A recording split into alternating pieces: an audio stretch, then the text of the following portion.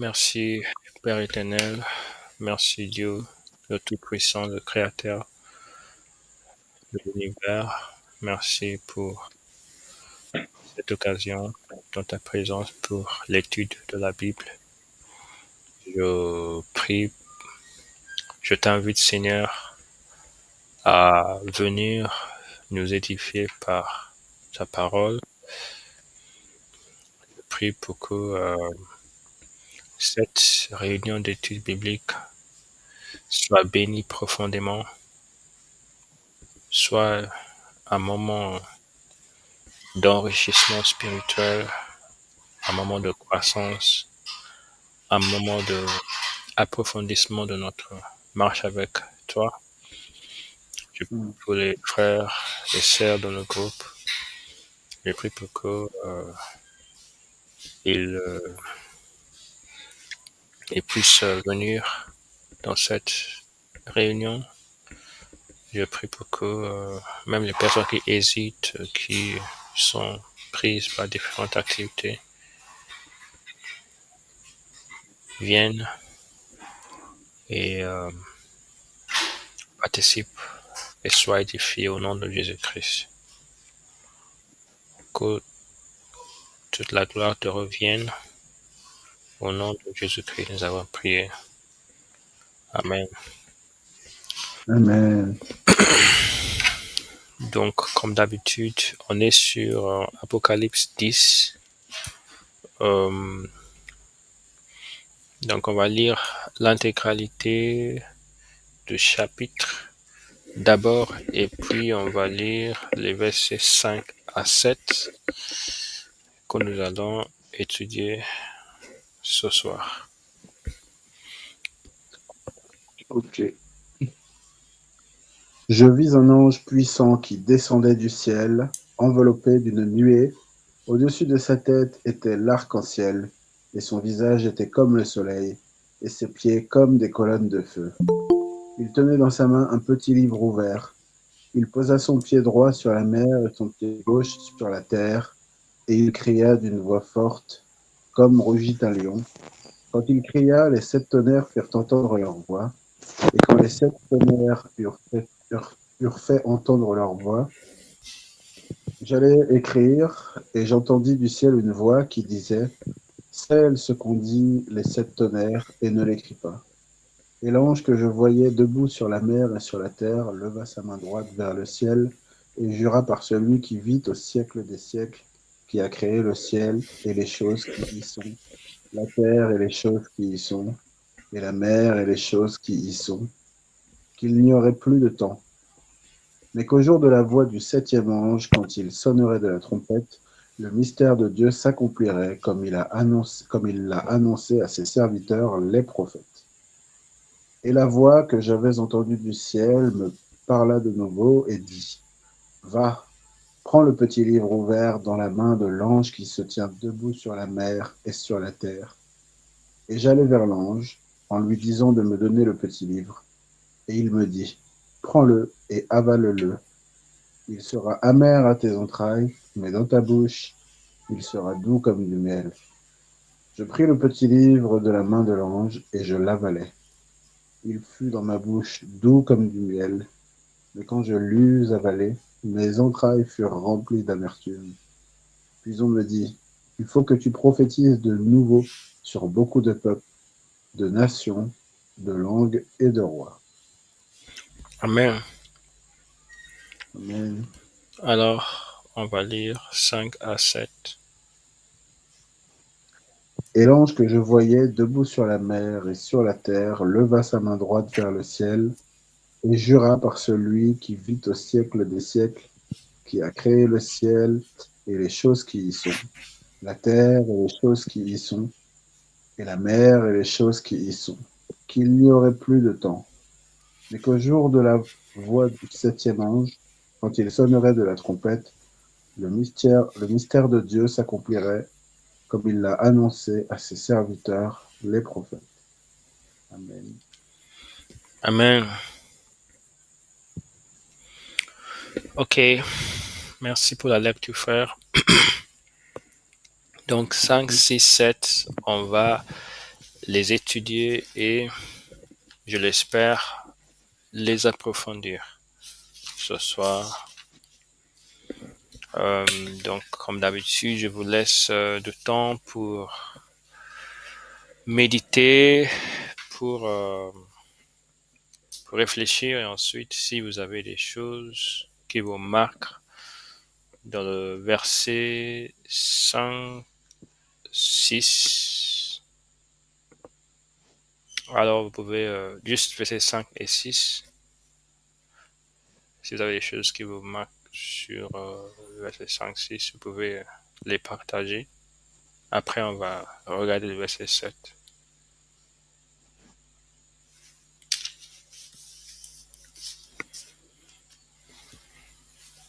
Bonsoir, frère Freddy.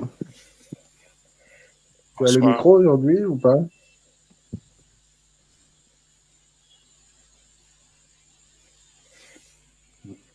Moi, j'ai pas de commentaires.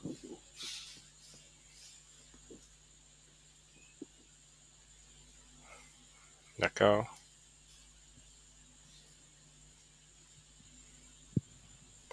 Ok. D'accord. Ok. Frère Freddy, bonsoir. Vous êtes là? Vous avez quelque chose à partager là-dessus?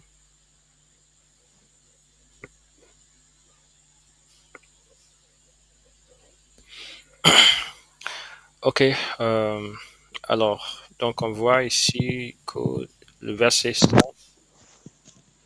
le verset 5 nous met en présence d'un ange debout sur la mer et sur la terre, la main droite levée vers le ciel. Et, et le verset 6 pardon, dit qu'il jura qu'il n'y aurait pas, il n'y aurait plus le temps. Il n'y aurait plus le temps. Donc, la première chose, on ne vous entend pas, frère Freddy. Je ne sais pas si. Donc, la première chose. Allô? Oh, il me semble que j'ai perdu la connexion.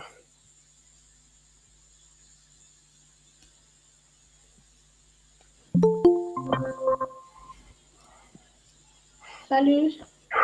Salut. Bonsoir. Bienvenue, sœur. Merci, Frère Michel. Ok. Ok. Donc, la première chose que je voudrais faire remarquer ici, c'est le fait qu'il y a, il y a, il y a un passage qui est très similaire à ce passage euh, auquel je voudrais vous diriger pour qu'on puisse faire des études euh, comparatives et apprendre certaines choses. Et ce passage, pardon, se trouve dans Daniel chapitre 12, versets 6 à 7. Daniel chapitre 12, verset 6 à 7. Donc je vais aller là-bas dans ce site web. Daniel chapitre 12, verset 6 à 7. Là, il est dit, l'un d'eux dit à l'homme vêtu de lin qui se tenait au-dessus des eaux du fleuve, quand sera la fin de ces prodiges? Et j'entendis l'homme vêtu de lin qui se tenait au-dessus des eaux du fleuve. Il leva vers les cieux sa main droite et sa main gauche, et il jura par celui qui vit éternellement que ce sera dans un temps, des temps, et la moitié d'un temps, et que toutes ces choses finiront quand la force du peuple saint sera entièrement brisée. Amen. Amen. Amen. Donc, bien évidemment qu'on voit la mention de certaines choses dans les deux passages. Il est question de quelqu'un. Il a, dans le verset de l'Apocalypse, on parle d'un ange qui était debout, la main, pardon, sur la mer et sur la terre, peut-être un pied sur la mer, un pied sur la terre, levant sa main droite vers le ciel. Et ici, c'est un homme qui se tient au-dessus des eaux d'un fleuve et les deux mains pointées vers ou orientées vers le ciel. Et on voit aussi qu'il y a un serment dans les deux passages. Il jura par celui qui vit éternellement dans Daniel, dans l'Apocalypse. Il jura par celui qui vit au siècle des siècles, etc., etc. Donc on voit une similarité. Et je voudrais qu'on se penche sur ce passage dans Daniel pour réfléchir à certaines choses en rapport avec ce passage qu'on est en train d'étudier. Donc la première question que j'aimerais qu'on aborde dans le cadre de ce passage dans Daniel, c'est il est dit, toutes ces choses finiront quand la force du peuple saint sera entièrement brisée. Alors, la première question, c'est de quel peuple saint s'agit-il? Et je pose la question à tout le monde. De quel peuple saint s'agit-il? Du peuple des disciples de Jésus-Christ. D'accord. Est-ce qu'il y a d'autres réponses?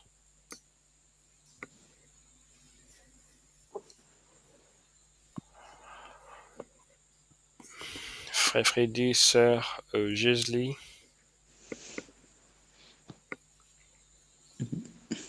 De quel peuple saint? Je ne sais pas si...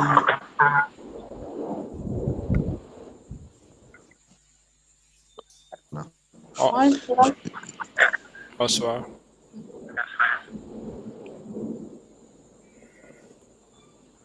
Ouais, j'allais dire la même chose que frère Hervé. Je dirais qu'on parle du peuple de Dieu, nous les chrétiens, je pense. D'accord.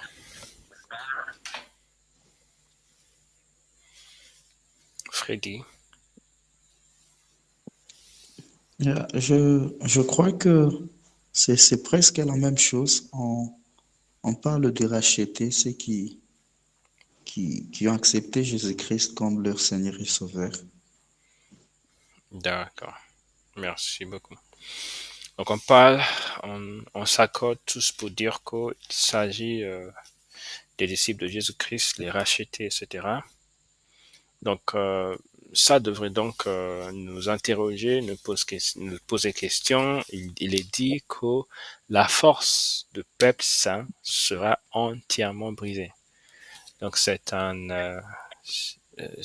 information assez marquante. On parle de la force du peuple saint qui sera brisée complètement et c'est alors que ces choses vont finir. Juste pour remettre en place un petit peu le contexte pour qu'on voit de quelle chose il s'agit, on voit je vais juste lire, ou bien frère Eve, vous pouvez lire verset 1 à 6. D'accord. Alors, pardon, je vais prendre à partir de... Alors, en ce temps-là se lèvera Michael, le grand chef, le défenseur des enfants de ton peuple, et ce sera une époque de détresse. tel qu'il n'y en a point eu de semblable depuis que les nations existent jusqu'à cette époque. En ce temps-là, ceux de ton peuple qui seront trouvés inscrits dans le livre seront sauvés. Plusieurs de ceux qui dorment dans la poussière de la terre se réveilleront, les uns pour la vie éternelle, et les autres pour l'opprobre, pour la honte éternelle. Ceux qui auront été intelligents brilleront comme la splendeur du ciel, et ceux qui auront enseigné la justice à la multitude brilleront comme les étoiles à toujours et à perpétuité. Toi, Daniel, tiens secrètes ces paroles, et scelle le livre jusqu'au temps de la fin. Plusieurs alors le liront, et la connaissance augmentera. Et moi, Daniel, je regardais, et voici, deux autres hommes se tenaient debout, l'un en deçà du bord du fleuve, et l'autre au-delà du bord du fleuve. L'un d'eux dit à l'homme vêtu de lin qui se tenait au-dessus des eaux du fleuve, quand sera la fin de ces prodiges? Amen. Amen. Donc alors, il dit que ce sera dans un temps, euh, des temps et la moitié d'un temps, et que toutes les choses finiront quand la force du peuple saint sera entièrement brisée. Donc là, on est en présence du temps de la fin. On est dans le temps de la fin et il est question de quand les choses vont s'achever complètement. Et il est dit que c'est quand le, le peuple de Dieu qui va faire l'objet de âpres combats va être complètement brisé. On va approfondir cela un petit peu parce qu'il y a des choses que je voudrais vraiment mettre au clair sur sur ces informations. Euh, donc, on va lire Daniel chapitre 7, versets 10 à 27 pour comprendre dans quel contexte ce brisement de la force du peuple s'inscrit. Euh, alors, Daniel chapitre 7, on va lire un long passage. Je vais descendre un peu. Daniel 7, verset 10 à 27. C'est 10 à 27. Pardon, Tu veux que je commence? vous dites Tu veux que je commence à lire? 10, attends. 10 à 27, est-ce que c'est 27? Ok, oui. Oui, allez-y. Alors, un fleuve de feu coulait et sortait de devant lui. 1000 milliers le servaient et 10 000 millions se tenaient en sa présence. Les juges s'assirent et les livres furent ouverts. Je regardais alors à cause des paroles arrogantes que prononçait la corne, et tandis que je regardais, l'animal fut tué, et son corps fut anéanti, livré au feu pour être brûlé. Les autres animaux furent dépouillés de leur puissance, mais une prolongation de vie leur fut accordée jusqu'à un certain temps. Je regardais pendant mes visions nocturnes, et voici, sur les nuées des cieux arriva quelqu'un de semblable à un fils de l'homme. Il s'avança vers l'ancien des jours, et on le fit approcher de lui. On lui donna la domination, la gloire et le règne, et tous les peuples, les nations, et les hommes de toutes langues le servirent. Sa domination est une domination éternelle qui ne passera point, et son règne ne sera jamais détruit. Moi, Daniel, j'eus l'esprit troublé au-dedans de moi, et les visions de ma tête m'effrayèrent. Je m'approchai de l'un de ceux qui étaient là, et je lui demandai ce qu'il y avait de vrai dans toutes ces choses. Il me le dit et m'en donna l'explication. Ces quatre grands animaux, ce sont quatre rois qui s'élèveront de la terre, mais les saints du Très-Haut recevront le royaume, et ils posséderont le royaume éternellement, d'éternité en éternité. Ensuite, je désirais savoir la vérité sur le quatrième animal, qui était différent de tous les autres, extrêmement terrible, qui avait des dents de fer et des ongles d'airain, qui mangeait, brisait et foulait aux pieds ce qui restait, et sur les 10 cornes qu'il avait à la tête, et sur l'autre qui était sortie devant et devant laquelle trois étaient tombés, Sur cette corne qui avait des yeux, une bouche parlant avec arrogance et une plus grande apparence que les autres. Je vis cette corne faire la guerre aux saints et l'emporter sur eux, jusqu'au moment où l'Ancien des jours vint donner droit aux saints du Très-Haut, et le temps arriva où les saints furent en possession du royaume. Il me parla ainsi. Le quatrième animal, c'est un quatrième royaume qui existera sur la terre, différent de tous les royaumes, et qui dévorera toute la terre, la foulera et la brisera. Les 10 cornes, ce sont 10 rois qui s'élèveront de ce royaume. Un autre s'élèvera après eux. Il sera différent des premiers, et il abaissera 3 rois. Il prononcera des paroles contre le Très-Haut. Il opprimera les saints du Très-Haut, et il espérera changer les temps et la loi, et les saints seront livrés entre ses mains pendant un temps, des temps, et la moitié d'un temps. Puis viendra le jugement, et on lui ôtera sa domination, qui sera détruite et anéantie pour jamais. Le règne, la domination et la grandeur de tous les royaumes qui sont sous les cieux seront donnés au peuple des saints du Très-Haut. Son règne est un règne éternel, et tous les dominateurs le serviront et lui obéiront. Amen. Amen.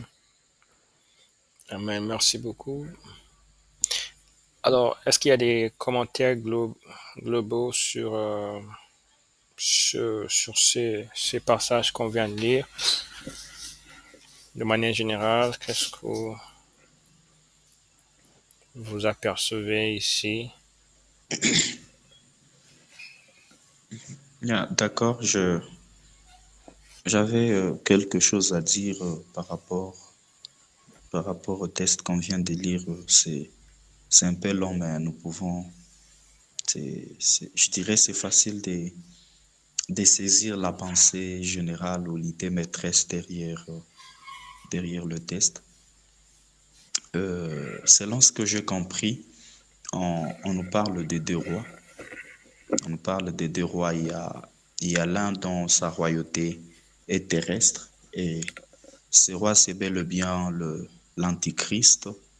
L'antéchrist, vais-je dire, pas l'antéchrist. C'est lui qui viendra imposer la marque de la bête, vouloir imposer son règne sur la terre, à tel point de séduire certains rois, de séduire certaines autorités politiques, voire même religieuses. Et la parole de Dieu nous démontre qu'après ce règne qui est temporaire, il y a un autre roi qui viendra imposer son règne qui est éternel. Et ce roi, c'est Christ. Même si le nom n'est pas mentionné de manière littérale, je crois que il est bel et bien question de Christ qui viendra régner sur la terre, et sa royauté va durer éternellement, et il va imposer son autorité, et personne ne pourra lui tenir tête pour inverser sa royauté, car ça ne sera plus une royauté semblable à celle de ce monde, mais ça sera une royauté spirituelle, divine et éternelle. C'est un peu ça. Que Dieu nous bénisse. Amen. Merci beaucoup. Merci pour la synthèse. Oui, est-ce qu'il y a d'autres contributions? On voit qu'à la fin, oui, il y a une persécution très forte euh, de ces esprits mauvais, de cette puissance qui sont contre Dieu et contre son peuple. Il y aura vraiment une persécution la plus grande, quoi, comme il n'y en a jamais eu avant et comme il n'y en aura jamais plus. Et qu'il va y avoir je pense, beaucoup de persécutions, de mise à mort. Il y a même je sais plus, alors là, parce que là, je suis pas devant le texte, mais la puissance, voilà, la puissance du peuple lui sera enlevée, quelque chose comme ça. Il y a un passage comme ça, là, Oui, qu'on a lu juste avant. sera ôté. Voilà, je sais pas de quelle manière, je sais pas si c'est par empoisonnement ou quoi, enfin, quelque chose qui va mener le peuple de Dieu dans un état qui l'empêchera d'être spirituel, quoi, si je puis dire. J'ai l'impression qu'il y a un peu quelque chose de cet ordre-là. Bon, voilà. D'accord. Merci beaucoup. Merci. Donc, la première des choses que je voudrais dire, en fait, et je pense que frère Hervé, on s'en est déjà parlé. Je pense que c'était dans les débuts de notre étude sur l'Apocalypse. Je pense qu'on était peut-être dans l'Apocalypse, peut-être même Apocalypse 2 ou 3, je sais pas. Mais quand on a Mhm. évoqué le fait que les saints, les chrétiens, les disciples de Jésus-Christ seront présents pendant la période de la fameuse grande tribulation, qu'il n'y aura pas Mhm. d'enlèvement avant cette période, contrairement à ce qui est beaucoup Mhm. répandu dans la plupart des églises. Mhm. Et en fait, comme nous avons vu, les saints de Dieu, dont il est question ici, c'est vraiment le peuple de Dieu, les rachetés, les personnes qui suivent le Christ. Et il est dit donc, il est dit que ce roi farouche et horrible va faire la guerre aux saints et va l'emporter sur eux. Ça c'est clair dans ce texte. Il est dit noir sur blanc. Il va l'emporter sur eux. Et de quelle manière cela va se Mhm. passer ou bien en fait, par quoi cela va se traduire quand il est dit qu'il va l'emporter sur eux, c'est qu'il va avoir la domination, il va, entre guillemets, avoir le dernier mot. Donc ça, c'est sur le plan physique. Sur le plan physique, donc, Mhm. il est dit dans Apocalypse, on va lire ça d'ailleurs, mais juste pour un peu me dévancer, il est dit que l'Antéchrist va prendre l'autorité sur la terre, il va organiser un régime, il va avoir la domination, l'autorité, il va décider comment les choses vont devoir désormais se passer. Et Mhm. ces choses, toute personne qui va lui résister euh, va, va devoir se soumettre, soit subir la mort ou je sais pas quelle persécution atroce. Donc quand la Bible dit qu'il va dominer sur eux, ça veut dire qu'il va les oppresser. On va voir qu'en fait il s'agit d'une oppression. Il s'agit d'une d'un assujettissement, d'une brutalité, de beaucoup de sévices en fait contre le peuple de Dieu. Et le peuple de Dieu ne va pas pouvoir avoir le dessus.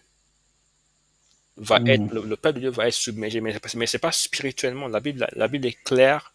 Jésus Christ a dit que les portes de l'enfer ne vont jamais prévaloir contre le peuple de Dieu.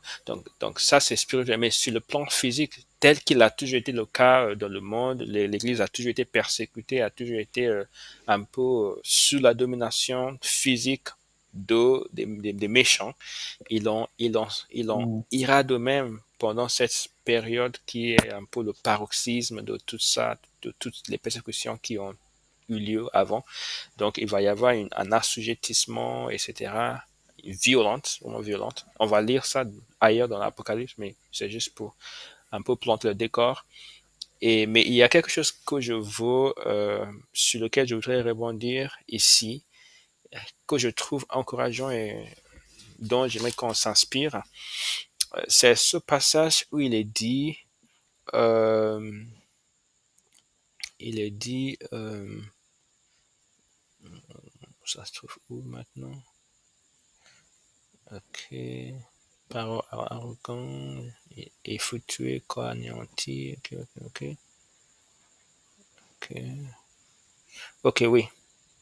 Donc, je vis cette corne faire la guerre au sein, on en a déjà parlé, et l'emporter sur eux, ça c'est clair, jusqu'au moment où l'ancien des jours vint donner droit au sein de Très-Haut Et le temps arriva où les saints furent en possession du royaume. Donc, tout ça pour dire qu'en effet, Dieu reste au contrôle de toutes circonstances, quelles que soient les apparences du moment présent. On peut avoir, c'est comme si, en fait, tout est fichu, nous sommes dominés, nous sommes opprimés, etc., etc. Et maintenant, je fais le rapprochement avec notre vie de tous les jours. On peut traverser des situations où il semble que Dieu n'est point là. Il faut juste accepter la vérité, en fait. Ne criez-vous pas à Dieu. Est-ce qu'il répond? Vous voyez ça, c'est clair, c'est limpide. Dieu ne répond pas. Acceptez la vérité. C'est comme si la situation nous crie. Acceptez ça. Mais alors que toutes ces choses se produisaient, toutes ces choses se passaient, tout ça, la Bible dit que jusqu'au moment où l'ancien des jours vint et le temps arriva. Ça veut dire que le Seigneur a son temps. Amen. Il a son temps et quand le moment de son intervention arrive, alors rien ne pourra empêcher son action et son renversement de situation. Amen. Donc, on peut traverser de fortes épreuves, de rudes épreuves, moments difficiles, situations très compliquées qui paraissent se dérouler en l'absence flagrante de Dieu, ni de sa présence, etc., etc. On peut traverser cela comme expérience. On peut avoir des expériences difficiles, compliquées, mais il y a un temps de Dieu. Et quand le temps arriva, l'intervention de Dieu va se mettre en marche. Je vais lire quelque chose juste en rapport avec cela pour qu'on tire profit de ces écritures parce que ces choses ont déjà été écrites à pour notre profit aujourd'hui. Il y a des choses que la Bible renferme pour nous. Regardons Psaume 69. Je vais lire et commenter en même temps. Donc, Psaume 69, je commence. Au chef de chantre, sur le livre de la Bible. Sauve-moi, ô Dieu, car les eaux menacent ma vie. J'enfonce dans la boue, sans pouvoir me tenir.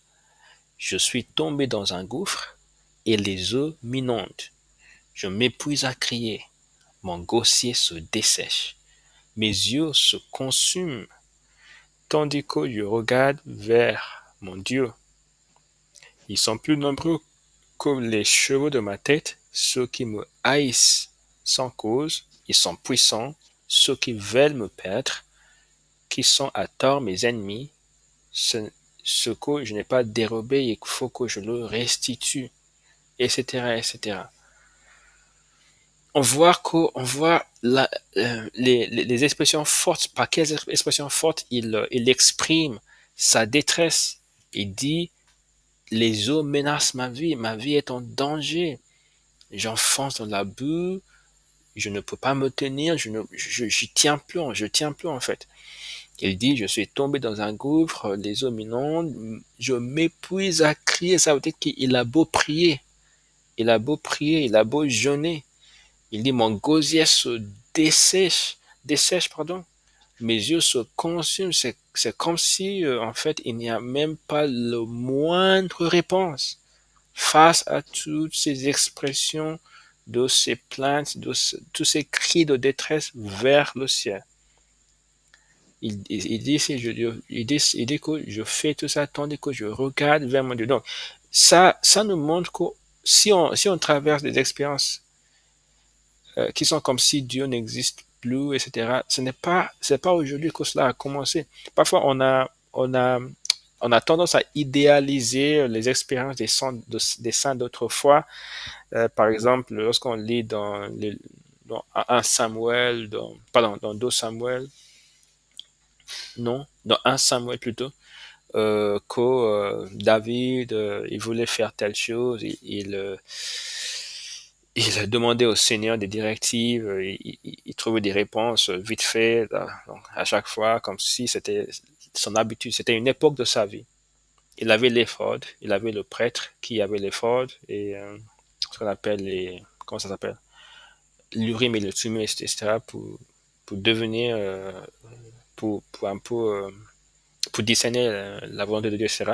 Il avait tout ça à l'époque et il pouvait avoir des réponses très faciles, etc., etc. Mais c'était pas comme ça toute sa vie. Il a aussi connu ce type d'expérience où, en fait, il se sentait abattu, se sentait à terre, se sentait un peu en solitude, sans aucun secours de personne. Or, Dieu était quand même là, au beau milieu de toutes ces expériences. Dieu était encore présent. Et ces choses sont conservées pour nous afin que nous comprenions, si jamais on traverse pareille situation, que non, Dieu est encore présent. Il peut paraître comme s'il n'est pas là, mais il est là. Donc, c'est la même chose qu'on voit quand les saints souffrent dans le livre de Daniel et il semble que l'Antéchrist a le dernier mot, mais on voit qu'au final, Dieu, il s'active pour son peuple. Amen. Amen. Donc, je vais lire ce que j'ai écrit ici. La guerre en question, il est dit, il fera la guerre aux saints, etc. La guerre en question était une guerre d'oppression, telle que décrite dans Apocalypse. Et donc, on voit que les saints dont il est question de chapitre 12 de Daniel, c'est l'ensemble du peuple de Dieu sur la terre, les élus de Dieu, l'Église du Christ, à la fois les Juifs et les non-Juifs. C'est les saints. Donc, les saints seront présents pendant la grande tribulation. Ça, c'est une vérité biblique incontestable. Donc, on va continuer. Donc, on va regarder certaines choses en rapport avec les saints parce qu'on doit aussi s'interroger si on lit, les passages sur ces choses, on doit aussi se poser des questions importantes pour nous.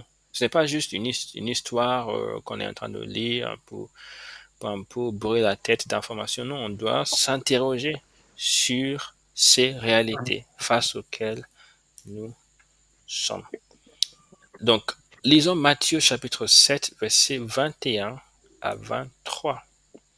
On parle des saints, les saints de Dieu. 21 à 23, chapitre 7. Frère Hervé, pouvez-vous lire? Oui. Ceux qui me disent Seigneur, Seigneur, n'entreront pas tous dans le royaume des cieux, mais celui-là seul qui fait la volonté de mon Père qui est dans les cieux. Plusieurs me diront plusieurs me diront en ce jour-là, Seigneur, Seigneur, n'avons-nous pas prophétisé par ton nom? N'avons-nous pas chassé des démons par ton nom? Et n'avons-nous pas fait beaucoup de miracles par ton nom? Alors je leur dirai ouvertement, je ne vous ai jamais connus. Retirez-vous de moi, vous qui commettez l'iniquité. Amen. Amen. Est-ce qu'on a des choses à dire?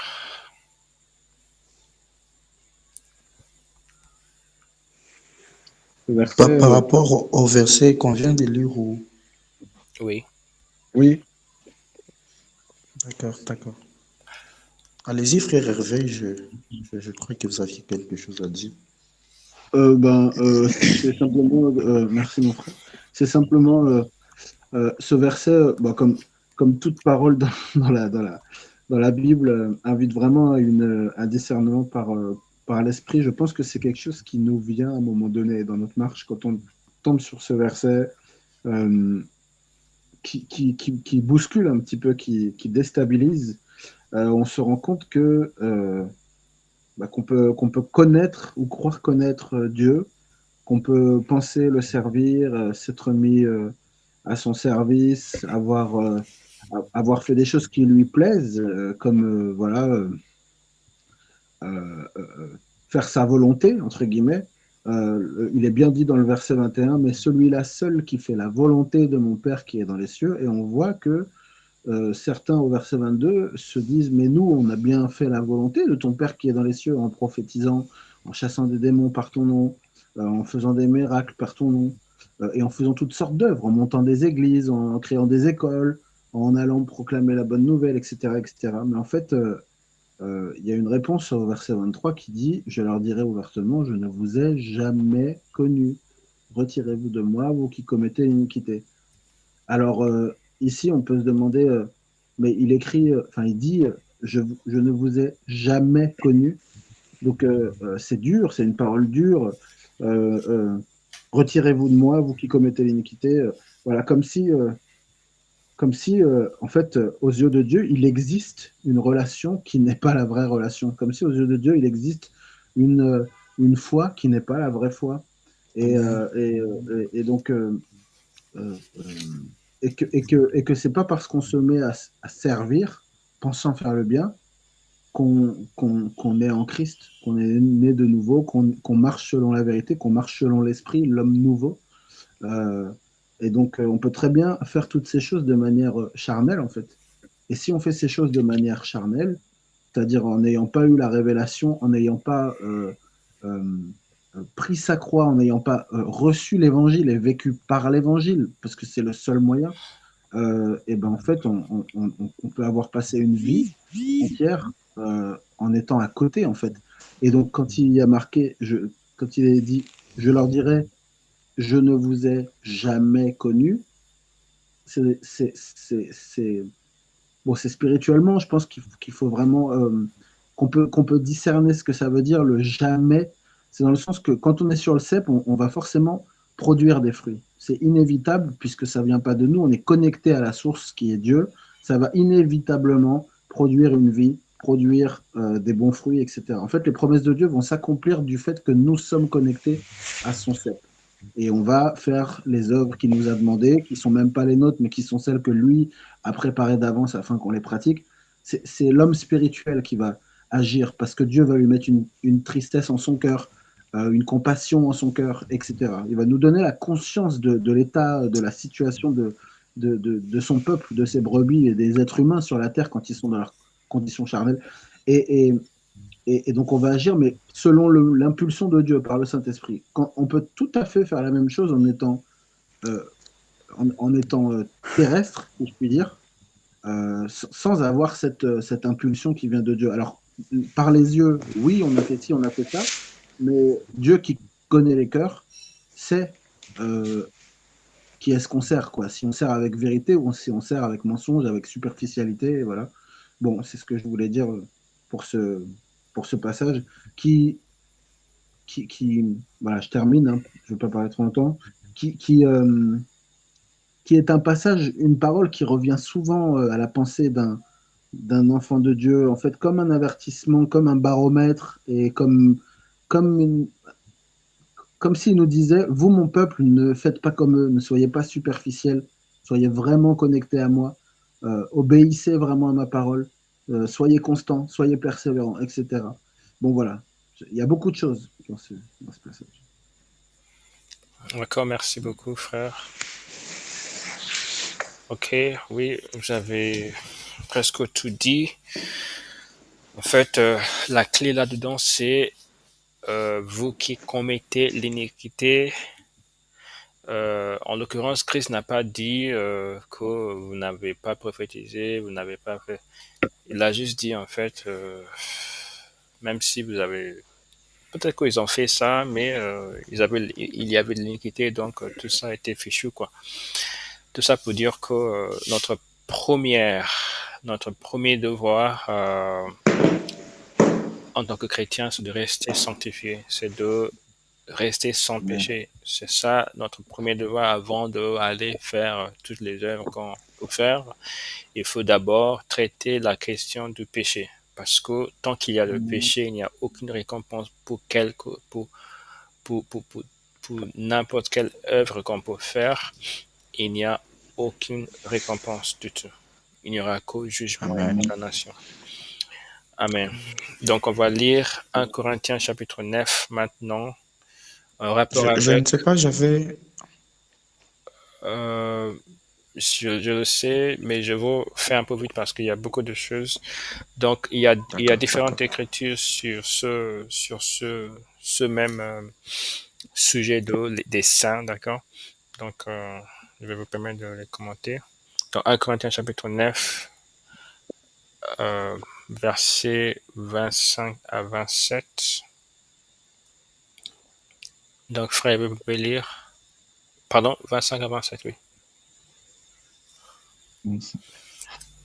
Tous ceux qui combattent s'imposent toute espèce d'abstinence, et ils le font pour obtenir une couronne corruptible. Mais nous, faisons-le pour une couronne incorruptible. Moi donc, je cours non pas comme à l'aventure, je frappe non pas comme battant l'air, mais je traite durement mon corps et je le tiens assujetti de peur d'être moi-même rejeté après avoir prêché aux autres. Amen. Amen.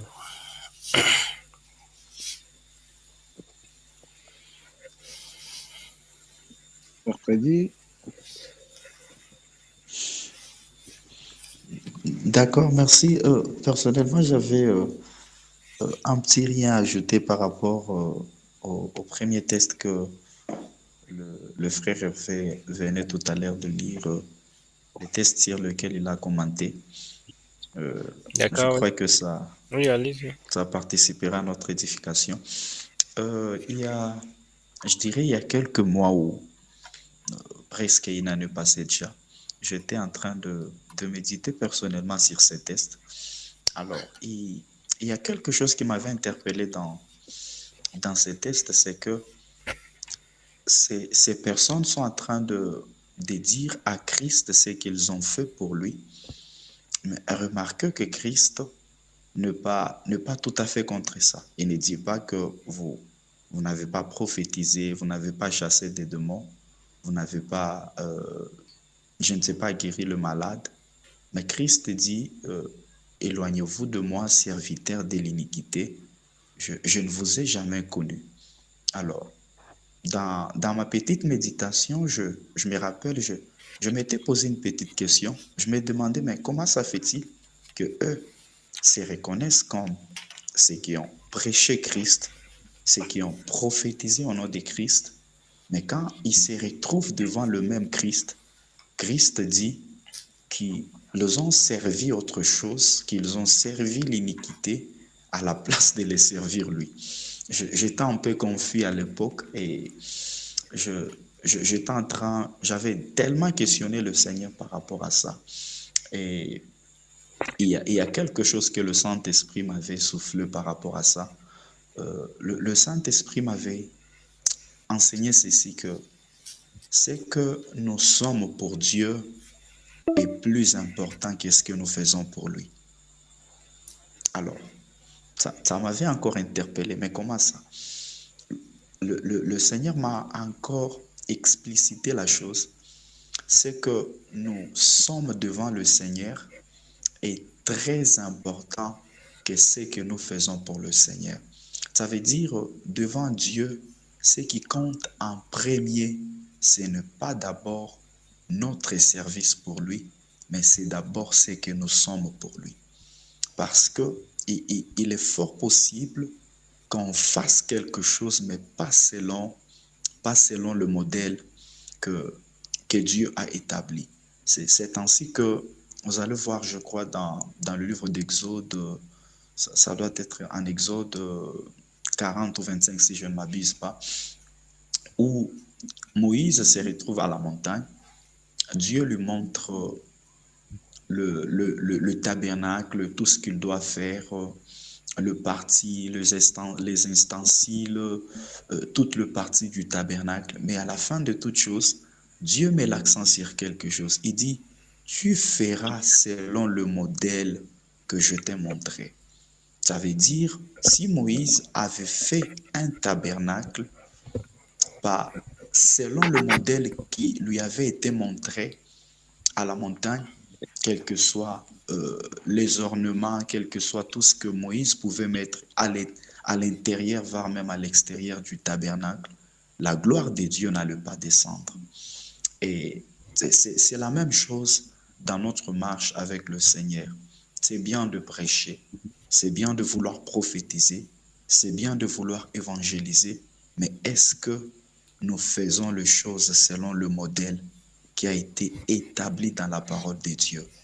Est-ce que sommes-nous toujours dans le modèle, sommes-nous toujours dans le fondement établi par les premiers apôtres de Jésus-Christ? Et, et ici, Christ dit serviteur de l'iniquité. Ça montre à suffisance que ces gens avaient une double vie. Ils prophétisaient, mais à côté, ils vivaient, je ne sais pas, dans l'impudicité. Ils chassaient les démons, mais à côté, ils étaient serviteurs du mensonge. Ils parlaient en d'autres langues en public, alors qu'à côté, ils étaient serviteurs, je ne sais pas, du vol ou de la manipulation. Et pour eux, ils pensaient que ce qu'ils faisaient publiquement importait tellement devant le Seigneur. Alors que pour Christ, ce qui compte en premier, ce n'est pas ce que nous faisons devant les hommes, mais c'est ce que nous faisons quand nous sommes seuls, ce que nous faisons quand nous sommes dans le lieu secret, là où il n'y a personne qui nous voit. C'est ainsi que Christ leur dit, vous avez tout fait, mais je ne vous ai jamais connu. Alors, je pense que ces tests doivent aussi nous interpeller parce que tout un chacun de nous, d'une manière ou d'une autre, nous servons le Seigneur. À un moment donné, nous devons nous arrêter, nous poser la question, sommes-nous en train de faire les choses selon le modèle établi par le Seigneur? Est-ce que nous sommes réellement connus par le Seigneur ou nous prétendons être connus par le Seigneur?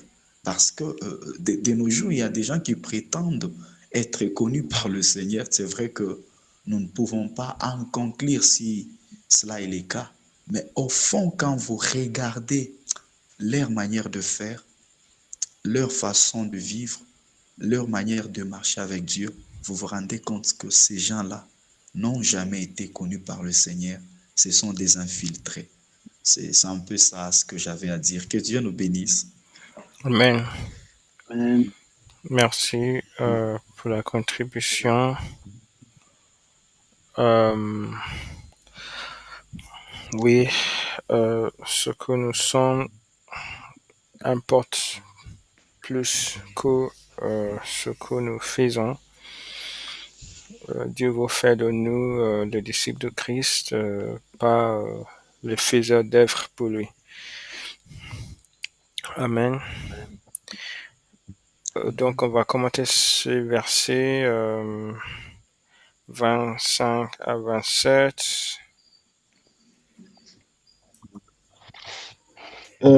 25, il y a... Sauf si sœur Rogesli, tu veux dire quelque chose?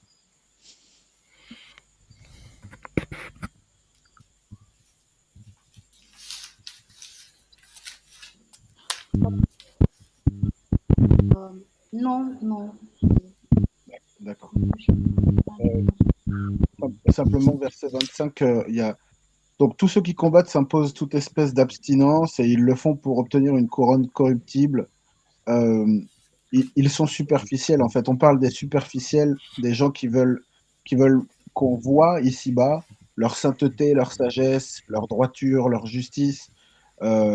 Ils veulent une récompense charnelle, ils veulent des félicitations, ils veulent une récompense d'ici-bas et immédiate, si je puis dire. Ils veulent une gloire, une fausse gloire. C'est comme ça que je le comprends.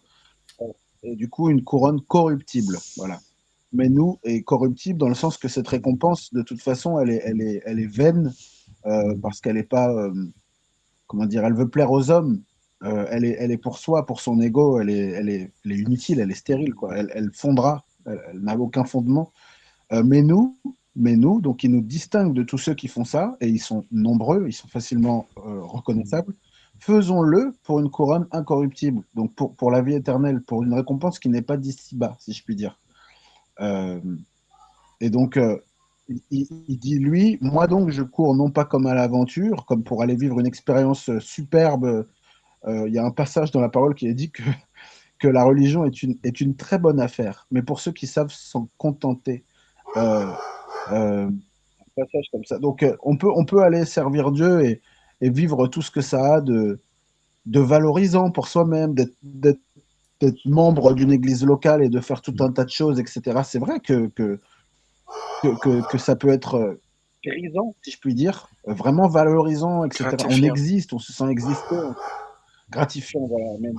On se sent participer d'une œuvre, etc., une œuvre importante et louable.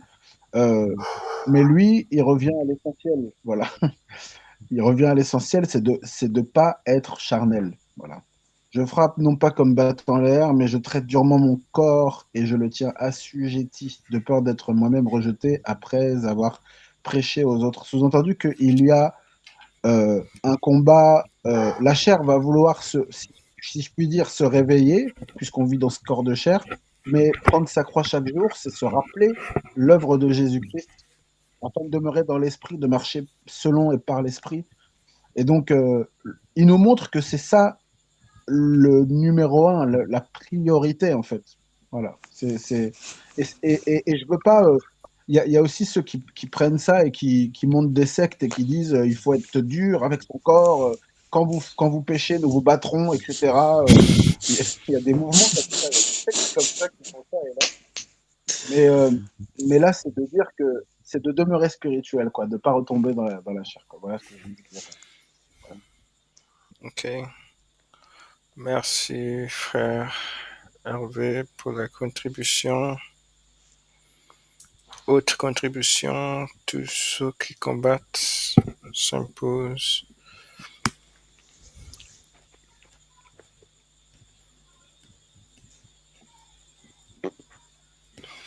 Ok, on va passer à une autre écriture en rapport avec le peuple de. Rappelez-vous qu'en fait, la raison pour laquelle je cite ces écritures, c'est il est dit dans le verset, dans Daniel chapitre 7, Daniel chapitre 12, qu'il y aura une guerre faite au peuple de Dieu pendant cette période de la grande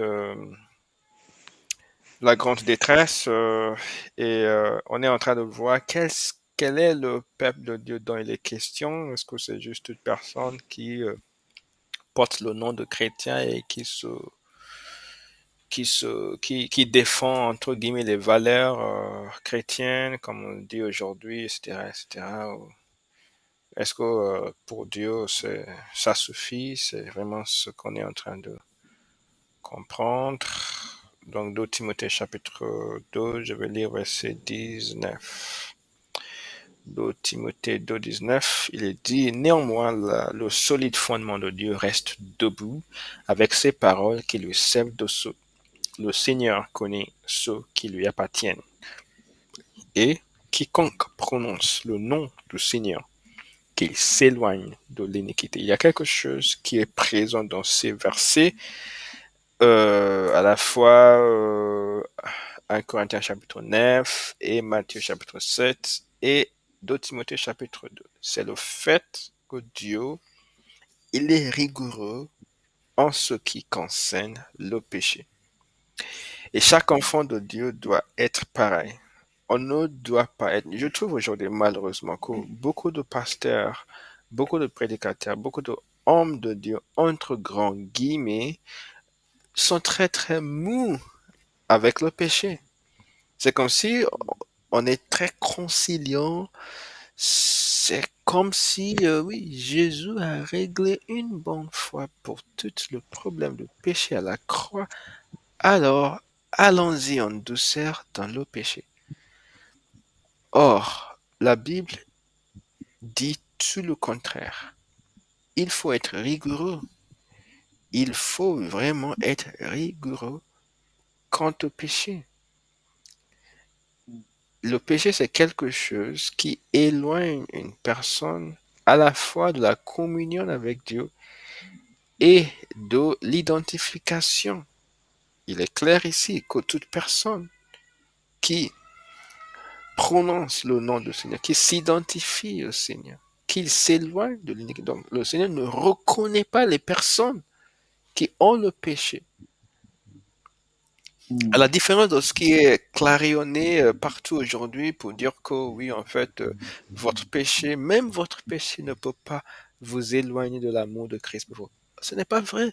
Votre péché vous sépare. Le Seigneur connaît ceux qui lui appartiennent, c'est le sceau du Seigneur, et quiconque prononce le nom du Seigneur, qu'il s'éloigne de l'iniquité. Il ne faut Amen. rien y ajouter, il ne faut rien en retrancher. Il ne faut pas commencer à relativiser, à dire, mais le Seigneur ne peut pas nous mettre un défi impossible, mais il faut comprendre cette écriture en rapport avec le fait que l'œuvre de Jésus-Christ nous procure un salut éternel, donc forcément, éternel signifie sans fin, donc notre péché n'a rien à voir avec notre salut. Il faut juste une bonne fois pour toutes balayer du revers de la main toutes ces manières de réfléchir face au péché. Et il faut juste s'en tenir à ce que la Bible dit explicitement. Je parle à la fois pour notre profit, moi et vous qui écoutez, et pour le profit des personnes qui vont écouter qui vont regarder cette vidéo, qui va être publiée sur YouTube. Il est vraiment important qu'on prenne très au sérieux, tellement au sérieux la question du péché. On ne doit jamais la reléguer au second plan.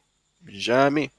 C'est quelque chose qu'on doit toujours. Je sais, tout le monde, tout chrétien, quel que soit votre niveau avec le Seigneur, c'est une question qui dérange. La question du péché, c'est une question qui interpelle, qui fait réfléchir. Mais le Seigneur, dans toute la Bible, n'a jamais été légère avec le péché. Le Seigneur n'a jamais dit que votre péché, ça me va, ça me convient, je vous comprends, vous êtes humain, c'est pas grave pour moi, je vous couvre, tout ça. Je sais qu'il y a un verset qu'on cite souvent, l'amour couvre une multitude de péchés, et on essaie de apporter ce verset vite à Dieu. Non, c'est une manière de dire que l'amour nous fait passer nous fait comment dirais-je, nous fait ignorer une multitude de fautes, justement on, pour qu'on, comment dirais-je, on garde nos relations en bon état entre nous, les êtres humains. Je sais qu'il y a un verset qui est beaucoup cité, là où Salomon était en train de prier pour le peuple de Dieu. Il a dit il n'y a pas de personne qui soit juste, qui ne pêche point. C'est vrai que Salomon a prononcé ces paroles, mais est-ce qu'on doit pour autant nier la multitude de versets qui parlent du fait qu'il faut être sans péché? Parce que Salomon, lors de sa prière, a évoqué cela. Oui, il est très facile de comprendre. Il est très facile de comprendre ce verset de Salomon parce que Salomon parlait justement comme d'une manière générale, il parlait de la... Oups, notre séance est terminée. Je vais